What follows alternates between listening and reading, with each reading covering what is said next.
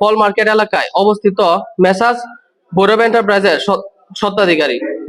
আজ আমি আপনাদের সামনে অত্যন্ত কষ্ট ও দুঃখ ভারাক্রান্ত মন নিয়ে হাজির হয়েছি।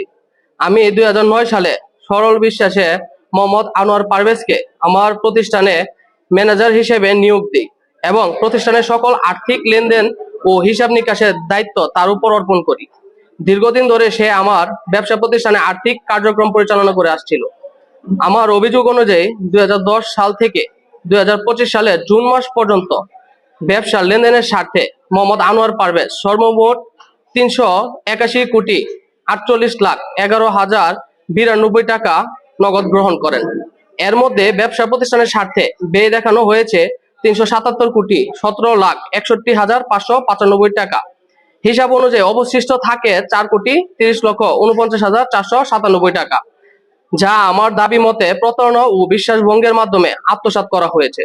গত 22/2/2026 তারিখে আমি তার কাছে উক্ত অবশিষ্ট অর্থের বিস্তারিত হিসাব চাইলে তিনি আত্মসাতের অভিযোগ অস্বীকার করেন এবং কোনো সুনির্দিষ্ট হিসাব প্রদান না করে বিভিন্নভাবে টালবাহানা করতে থাকেন। এতে আমি নিশ্চিত হই যে তিনি বিশ্বাসভঙ্গ করে অর্থ আত্মসাৎ করেছেন। পরবর্তীতে আত্মসাৎকৃত অর্থ উদ্ধারের লক্ষ্যে আমি অভিযুক্তের বাড়িতে এবং স্থানীয় সমাজের গণ্যমান্য ব্যক্তিদের কাছে বিষয়টি উপস্থাপন করি। বিষয়টি জানাজানি হওয়ার পর মোহাম্মদ আনোয়ার পারভেজ আমাকে প্রাণনাশের হুমকি দেন। বর্তমানে আমিও আমার পরিবার নিরাপত্তাহীনতায় ভুগছি।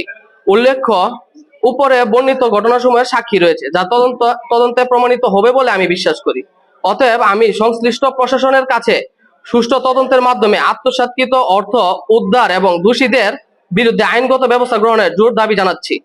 পরিশেষে প্রিয় সাংবাদিকবৃন্দ, আপনাদের সম্মানিত গণমাধ্যমে আমার এই অভিযোগের বিষয়টি বস্তুনিষ্ঠভাবে তুলে ধরে প্রচার করলে সত্য উদ্ঘাটন ও ন্যায় বিচার প্রাপ্তির পথে তা গুরুত্বপূর্ণ ভূমিকা রাখবে বলে আমি বিশ্বাস করি। বিষয়টি জনসমক্ষে আনতে আপনাদের আন্তরিক সহযোগিতা কামনা করছি। সেই সাথে আপনাদের কাছে চিরঋণী